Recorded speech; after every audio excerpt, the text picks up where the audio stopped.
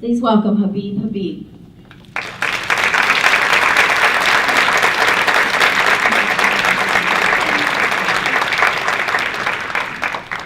Well, good evening. It's a great honor to be here today, and I just want to tell you I'm not from the media, so I'm going to bring you good news.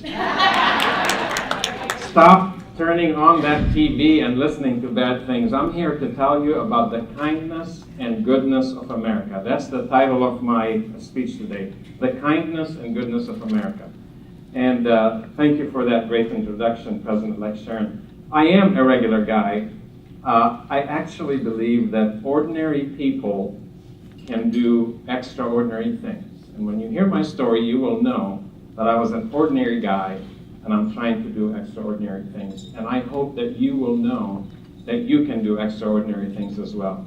America is a great country. I grew up in Lebanon, and that's not Lebanon 5 miles from here. I bet many of you had family that served in Lebanon, whether it's 1958 or whether it was 1982, 83, and I thank America for the sacrifices that America has had for my country. I grew up as a Christian in Lebanon. Christians in Lebanon were, at one time, 90% of the population. I grew up from the time I was a kid. My parents taught me faith. I grew up learning English from the time I was in kindergarten. So when I started in kindergarten, you learn 2 languages, and by the time you get into high school, you learn a 3rd language. So I started learning English at age 5. So I knew English very well, and we also knew America well, because America to us was a banner in the world that is protecting people in the world. It is the country that stops dictators from overtaking the whole world. That's what we thought 7,000 miles away from here.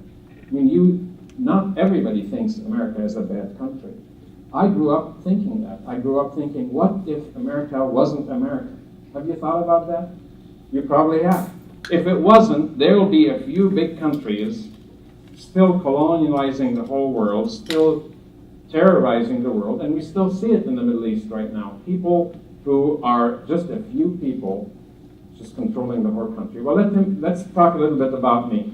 I was the shyest guy in the world. I know you think I'm speaking to a couple of hundred people here. No, you're not shy. I was the shyest guy in the world. And if I ask you ladies, who is the shyest person in the room, you will not raise your hand because you're too shy to raise your hand. But I was just as shy as you. And I was a good kid. I didn't know any better. I was too shy to be bad. So I'm one of 3. All 3 boys. My older brother was mischievous. Now, he was not horrible. He was just mischievous, you know. Never landed in jail, but always landed in the principal's office. And he would like pick on people older than him. I was just shy and an angel. My mom always called me the angel. I never got swatted. One time I got swatted because I was around my brother when he did something bad, and my dad said, "Line up, everybody." Boom, boom, boom. So I was an A student. And let me tell you about my parents. Both my parents never finished college, 4-year degree. Why? My dad was 20 years older than mom. Not normal, but in that situation, he was 20 years older than mom. So he lived around World War I. Lebanon, during World War I, was controlled by the Ottoman Empire. That's Turkey. That's the last empire that ruled that part of the world. And they conscripted people. Conscripting means they occupy a country, and it's because they don't have enough soldiers to control all the vast land that they have conquered, they would make the people from that country fight with them. And if you didn't go with them, you're dead. Happens now still, right? His dad was taken by the Ottomans, which was the last Muslim empire in that world. And he went with them to war and never came back. Well, now my dad is stuck with his mom and sisters. He quit high school. He didn't finish high school. Quit high school, lied about his age, made his age a lot older, and joined the gendarme. If you know France, you know under the French system, there's the military, the gendarme is for security internal, and then there's the police for traffic. So Dad was gendarme. He didn't finish high school. Mom was younger, And she lived around World War II. Well, there was famine in many places in World War II, and there were lack of resources. She was attending school to be a teacher. She opted to just get an associate's, not a 4-year degree, because she wanted to reserve a little bit of money from her parents so that her younger sisters will be able to go to college. So both of them never finished college. I was an A student. My older brother was mischievous. I became the responsible older brother in my mind. You know how that goes, right? So I wanted to be a doctor and provide for my family forever. In 6th grade, 1967, the 6-day war between the Arabs and the Muslims and the Arabs and Israel happened. Well, I was in 6th grade and we were terrified. Lebanon didn't participate, but it was right around us. It would be like Indianapolis and Champaign fighting, you know, that kind of stuff. In 1973, a second war happened. That's when I was done with high school, getting ready to be in college. So I decided too much trouble around us. We were poor, we didn't have enough money. I had one crack at going to college.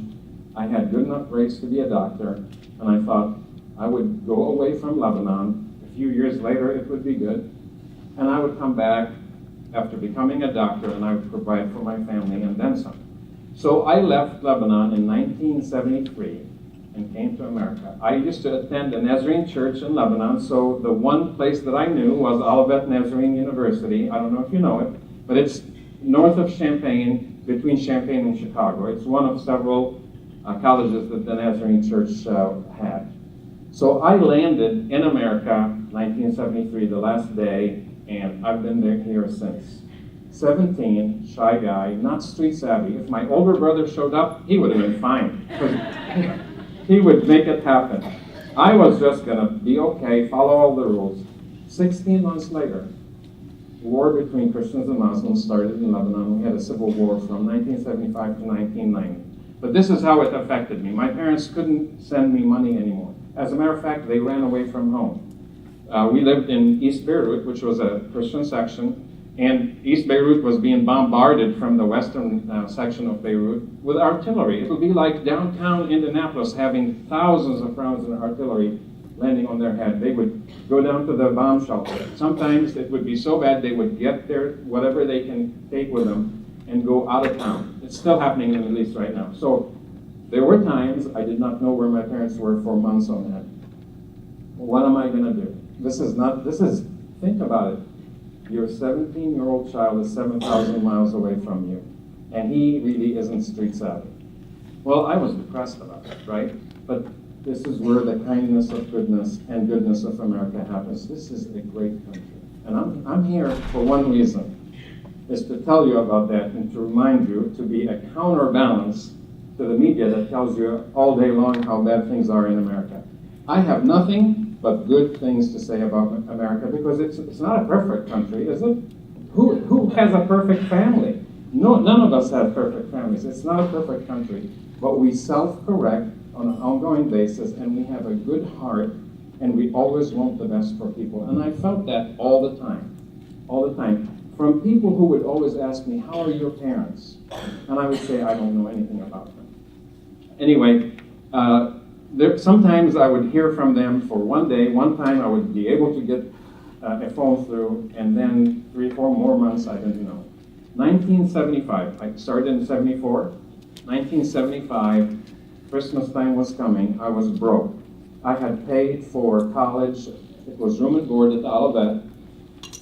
I had paid for room and board for 75, 76. But at Christmas time, what happens in a private college? It stops for a month. So they allowed the international students to stay in the dorm for the month that they were having break at. But they didn't run the cafeteria, right? Now, a bunch of my friends are saying, "Come with us, let's go spend the month with," well, if it was my older brother, he would have gone with them. And I really wanted to go, but I'm going, no, I'm too shy. I had never left home before that. So I was facing, December 1975, I was facing my break, Christmas break, winter break, whatever you want to call it, that Friday. School will stop. There will be shelter above my head, but I had not a penny to eat for a month. The last day of school, I go to my P.O. box, and if you would get a letter without a stamp at Olivet or any private college at that time, with no stamp, it means it came internally. If you get a stamp, it means it came from outside. So I see this number 10 envelope, white envelope, Habeeb Habeeb, P.O. Box 683, ONC. No stamp, I knew it was internal. I'm going, who? No return address. Who sends me something? Must be a good-looking girl send me a love note. And what am I going to do with it? No, just kidding. This is the first time I make that joke, by the way, and Joy is sitting here. I opened the envelope. There was a white sheet, college ruled, just like from a notepad. We thought you needed this. $100 bill, 1975. It's probably worth $500, $600 right now. You tell me America is not good. You tell me America is not kind. I had plenty of food. If you remember that time, gas was 39 cents a gallon. A hamburger, I don't know, 15 cents, 20 cents. Chiclets were 5 or 10 cents. I mean, you could do whatever you want. I could not believe it. I ran around to people saying, who did this? My friends. And they would shrug their shoulders. About the 7th or 8th person I got to was a senior. It was a female, but she was senior, smarter than me. She looked at me and she said something I never forgot. She said, Habeeb, if they wanted you to know, they would have told you. Isn't that right? And so it was like a revelation. I'm going, thank you, God. And I had not told anybody about that.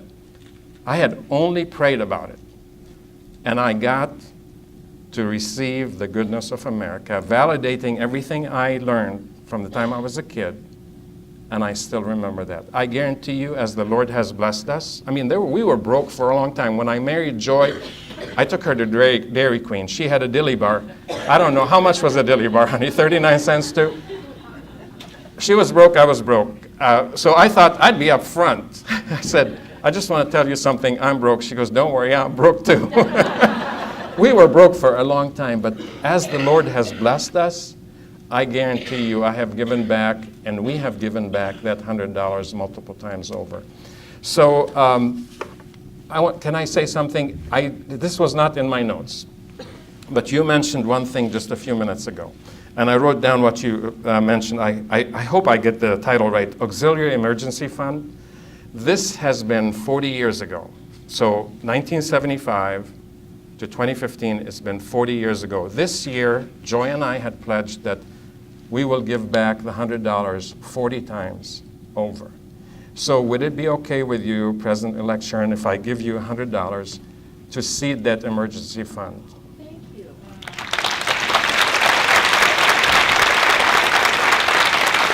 Thank you. Please, I just got inspired sitting there. Gifford is a town that's only 15 miles away. We sent stuff to them. People have been helping all the time. All we need is to be leaders and heroes to people and be examples. People are followers all the time. They turn the TV on and they follow bad news. How about if we just give them good news and do good things? I would have done it very privately, but more than ever, I believe that what we do publicly, the Bible says, do not let your right hand know what your left hand is doing, right? But we have to counter the bad examples that are around us with goodness and not ask for anything back. The best thing you can do is do something to somebody who cannot repay you. I could not repay the person who gave me the $100. So if you're giving with good intentions, so be it, let other people know and be a good example to everybody. Long time ago, at Girl State, I say that all the time, they love it. Do you remember Bonnie Tyler singing Hero? I Need a Hero. Do you know that song? Where have all, I can't sing. I really can't. If I could, I would be singing it to you, but let me just speak it to you. Where have all the good men gone, and where are all the gods? Where is the streetwise Hercules to fight the rising odds? I need a white knight. I'm looking for a white knight upon a fiery steed late at night and toss and turn and dream of what I need. I need a hero. And I tell the Girl State people, you don't need a hero. You are the hero. So if we can inspire the young girls that instead of looking, and guys, instead of looking for heroes, they can be the heroes. I believe ordinary people can do extraordinary things. Look at yourself. If you think you're ordinary, find out what you can do. American Legion Auxiliary is not ordinary. If it wasn't for America, the world will be a disaster, and you cannot let that go away. You cannot let your organization cease to exist. You have to remain relevant. You have to continue the legacy. You have to remember where you came from. I never want to forget where I came from. I'm going to go back to my notes because I got sidetracked with that little thing. So, can we joke a little bit about me? My name is Habeeb Habeeb, right? Yes, it's the first and last name are exactly the same. Try getting on the phone explaining it to people. But, see, my dad stuttered when they asked him what's... I was speaking at a conference in Orlando just on Wednesday morning, and one of the ladies gave me a new idea. She says, what? You were too not smart that you couldn't remember two names. They gave you the same first name. I said, I'm going to use that. So they look at my older brother, who was mischievous at 3 years old. I don't know that he was mischievous then, but they said, what will we call your upcoming brother? My mom was about to have me. And they assumed I'm a boy, so they said, what will we call your upcoming brother? And he just blurted out, Habeeb. Habeeb has a really nice meaning in Lebanon. It's darling or beloved or sweetheart, so I'm like twice beloved. So there you go. So I show up at Olivet, and first thing you got to do when you show up in America, if you really want to follow the rules, you get a Social Security card, right? So I said, I need a Social Security card.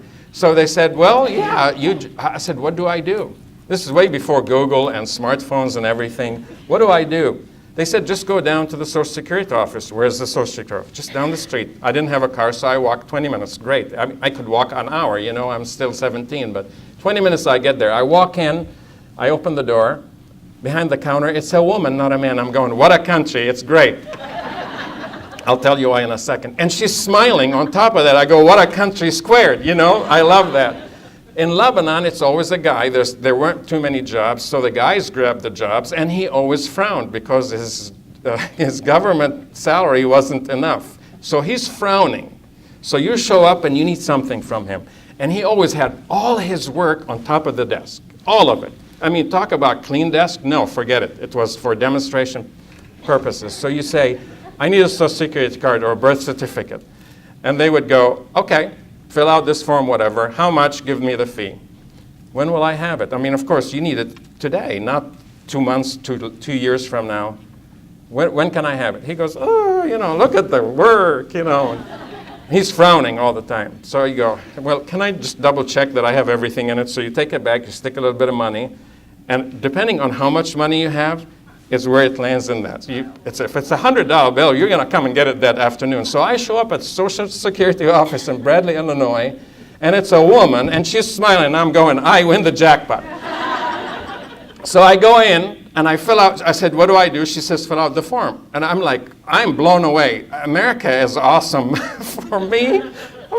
I'm just going to fill out a form. And then she goes, that's it. I go, what do you mean that's it? How do I get it? Do I come back? She goes, no, we'll mail it to you. Mail in America gets through? Okay, that's great. She said, we'll just mail it to you. What's the fee? No fee. Think about it. I mean, like, it's not like I have no expectations. It's that it's a great thing. I have high expectations from life, but America's great. So I go sit down, I fill out the form, and I go up, hand it to her, and I'm walking away. She goes, no, wait. She probably looked at me and thought, I don't think this guy knows how to fill out a form. So she said, let me make sure that you got it all filled out. So she grabs the application, and what's the first thing on the application? Name. She starts looking, you know, like I'm going, she needs reading glasses. She goes, what's your first name? I say, Habeeb. What's your last name? Habeeb. It's the same. She goes, no, you said that's your first name. I'm going, I'm in trouble now. They're going to kick me out of the country. She said, you said that's your first name. I said, yeah, I know, that's my first name. So then what is your first name? I said, Habeeb. What's your last? We're going around the circles. And you know, I do the same thing. If I'm with a foreigner, me, you know, and they don't understand me, I start speaking with an accent, because if you speak with an accent, they hear you better. So she starts speaking with an accent. She says, in this country, I go, I know, honey, in this country you have a first and a last name. I happen to have the same name. She goes, oh, okay. Next line, middle name. No, I don't have a middle. Habeeb is right. Most people pick it, but no, I do not have a middle name. Generally, Christians in Lebanon don't have a middle name. You have a first name and a last name. You can even tell my religion from the name sometimes. So I don't have a middle name. I'm going to get kicked out of the country here. I got through with one. I said, I don't have a middle name. So she said, you have to have a middle name. Scout's honor, there was a time people asked for a middle name in America. You had to have one. Who doesn't have a middle name here? Seriously. Man, okay, several of you. But is that unusual? They thought you forgot something if you didn't put it. She wanted my middle name. I'm not going to get kicked out of the country. I said, I don't have a middle name. She goes, give me your passport, because I don't have anything other than my passport. I give her my passport. One side, Lebanon has two official languages, you know, the Lebanese, which is Arabic, and French. Well, she doesn't know how to read Lebanese, right? She can only read the French, but not well. She just knows the letters. Nom, N-O-M, Habeeb Habeeb. I passed. Second line, P-E-R-E, pear. Dad, George. That is my dad's name. So she looks at me like, I caught you. You have a middle name. And I'm clueless at the time. So what is it? She goes, George. I go, by golly, let's go with it. So, Scout's honor, again, I could tell you I swear, but I don't swear. Scout's honor, my name now is Habeeb George Habeeb. The FBI, the NSA, the whatever you want, they know me, the CIA, they know me as Habeeb George Habeeb, and that's it. I'm done with it. So, but you got to learn to laugh at things. I mean, what if I was offended by that stuff? But I'll tell you why I wasn't offended. I'm in America. Why should I be offended, right? People mirror your attitude. How would you like it when they started the TSA after September 11th and me showing up at the airport? So, okay, I'm going, people mirror your attitude. You want a positive attitude, you show positivity, you get it back. So I walk up enthusiastically to the TSA officer and I give it to them. And every time they go, I look at them and I go, it's weird, isn't it? So they start laughing because they know if I was some bad guy, I probably wouldn't have done that, and I'm going on, passing on. So, okay, let's go back. I got my Social Security card. I'm doing okay, but I'm running out of money. That was December 75. By the end of the year, 76, I have to do something because I'm not in school. I don't know where my parents are, and no money. There was no jobs to be had, if you remember. Carter was the president. Interest rates were going up sky high, over 10%. Your mortgages, some people lost houses because the mortgages were so high. So I needed a job. One of my girlfriend's friend, that's a woman, not my girlfriend, she said, we're hiring at Arby's. I go, wait. I know nothing about food in America. I mean, I used to help my mother cook, but I know nothing about machines. I know nothing about slicers. And besides, I'm the shyest guy in the world. If they won't hire me, and if they hire me, they'll put me on the counter. She said, they will hire you. Just show up and fill an application. I had no choice. Do you know, have you ever been a place where you had no choice? I go, okay, I don't have a choice. I'm going to be broke. I'm going to have to go find a place after the school ended. So I go apply. They hired me on the spot. Where did they put me? On the front counter. And Habeeb, over the years, transferred from being a shy guy, and his face got red every time somebody showed up at the counter, and I couldn't understand everything. I knew English perfectly well. I can spell as well as the best of you. I just couldn't understand the slang at times. Then they will come and roll their thing really quickly, and I would have to ask multiple times. Over and over, I broke out of my shell, and here I am speaking to all of you right now. But another thing that happened, thanks.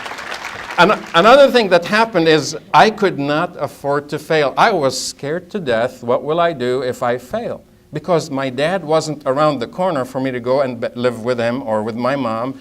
My grandma was not here. I had to do it. And when you have to do it, you do things you don't want to do, right? I was a good employee. We had dishes to do. Who wants to do dishes in fast food restaurants? Nobody. None of my friends. They were all great Americans, but they were teenagers. I would look at the dishes and say, dishes need to be done, let's do them. The bathrooms. Bathrooms need to be cleaned. Men are horrible with bathrooms. I would go clean the bathrooms. I got promoted. And I wasn't even trying. Seriously, but it's not because I wanted to be perfect, it's because I had no choice. And if you have the right work ethic that your parents taught you, you will succeed. $1.65 an hour, 1976, they promote me to assistant manager within 2 months. I'm doing the, and you know what? I was over my head, but I swimming, drinking out of the fire. But I just had good intentions. And in America, another great reason why America is good and kind is it's not who you are. It's not who you know that determines your success. It's who you are and your work ethic. In other places, you have to have connections. In America, nobody tells you you can't succeed. The only person that tells you you can't succeed is your brain and your limitations on yourself. So these days, I'm skipping to the future. If I have an employee, I'll tell them, I believe in you. My job is to help you succeed. Don't ever let anybody tell you you cannot do it. And some people tell me, you're the first person that told me that. I view that. Hannah is sitting right here. One of the values we taught our children is fear shall not be your master. What are you going to be afraid of? The worst thing that's going to happen is die. I'm ready to die, right? Veterans are always ready to die. Not veterans, but our troops. So the Bible says, sin shall not be your master, but the devil works it around. He thinks, well, you're not going to sin. I'll just make you a slave to your fears. So do not let anybody put a limit on you. Do not let anybody put a limit on American Auxiliary and what you guys can do. You're doing a great job. You need to continue the legacy going. So I got promoted. I met Joy. She's from Southern Illinois, farm girl. She's never eaten garlic before she met me at the time. I love you, honey. No, seriously, it's a small town called Mulkeytown with an L, Mulkeytown in Southern Illinois by Benton between Effingham and Carbondale.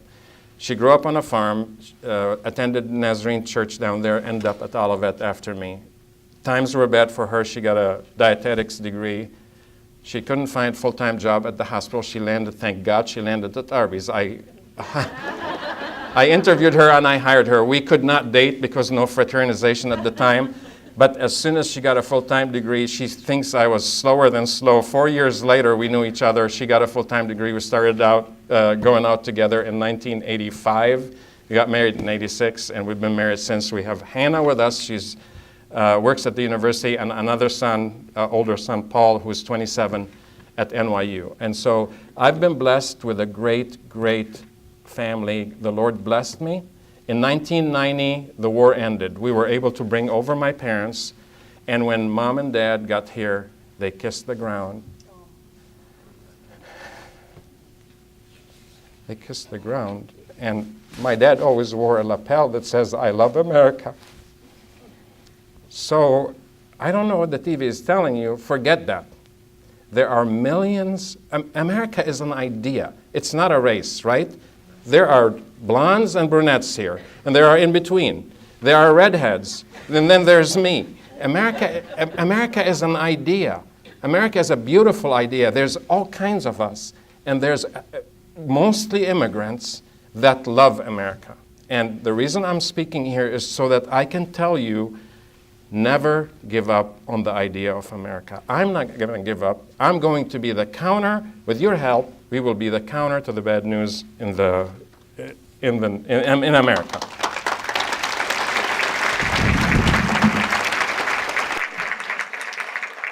So my parents came over, and Joy was such a great person helping. I shared the load. My brother had come. There was a little break in the war, and they kicked him out of there. Like they sent him out to come to college here. So it was my brother and I, my younger brother for a while. We shared the load between us and them. And both of them passed away here, but don't feel bad about it. We redeemed the time. From 90 to 93, I had time with my mom, who I hadn't seen in 15 years. If she would have died there, it would have been horrible. It is really therapeutic that whatever I served her, whichever way Joy served her, it was great. She passed away. I immediately went back to college. Well, let me tell you, I told you about the $100. I had not finished college, right? I got back to college and I worked 60 hours during the day. I came home and took care of the kids, talked with Joy, studied till 2 or 3 a.m. I got my bachelor, I got my MBA, and joined this company and became a partner, and I'm an owner of the company. But here's what happened. My parents showed up, the kindness of goodness and goodness of America. We lived on like $30 for groceries in 1990. 30 or 40, right, honey? I would say to Joy, you have money in your, I always worried that she didn't carry money. Do you have money in your purse? She goes, yeah, I got it. How much? $3. I go, no, honey, here's a couple more.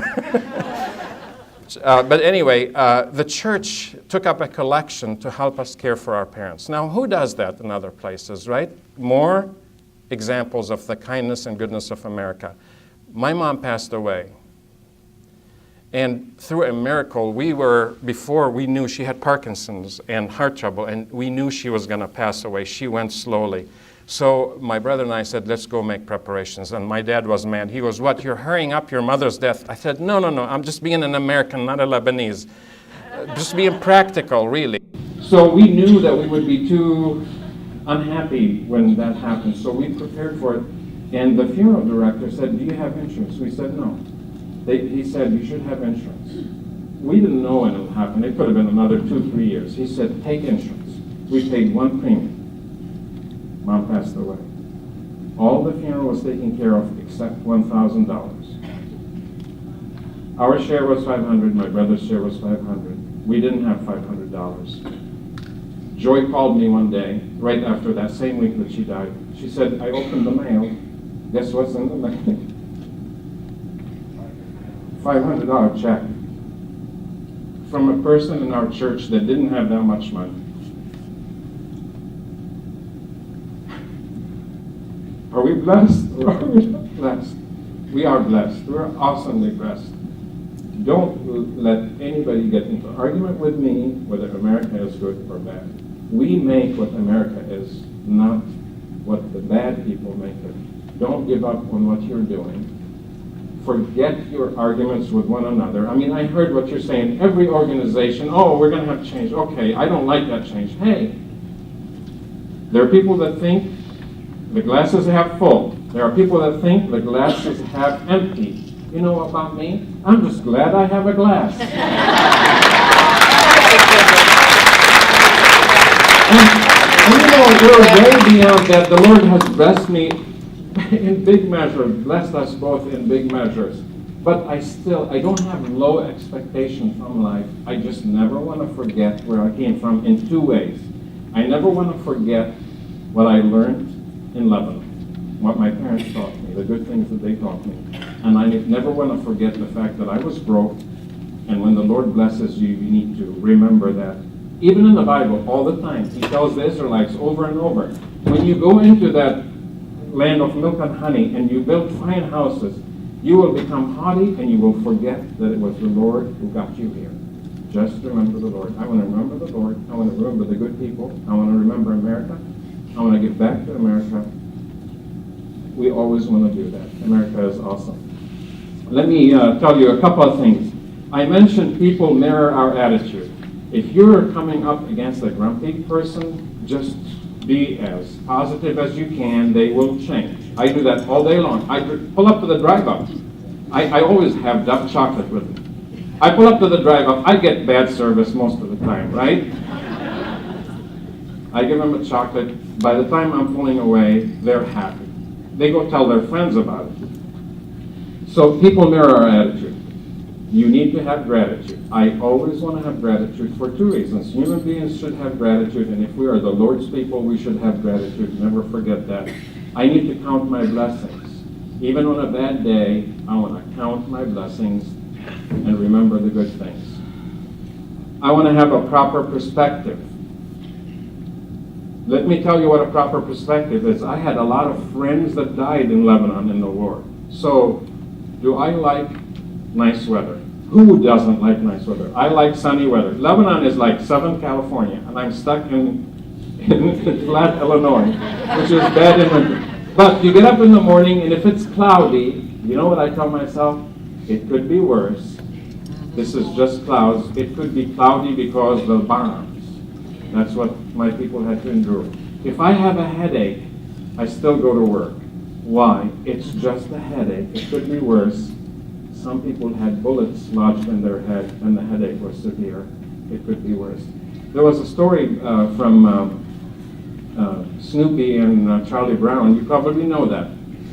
It was Thanksgiving, and Charlie Brown invited his family. The pastor probably told that story in every church.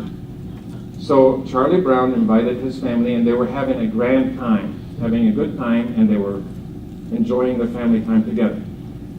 Snoopy the dog was sitting alone with his bone and with food. And he was feeling sorry for himself. And he finally snapped out of it. And he said, it could be worse. I could have been born a turkey. So have a proper perspective. It is very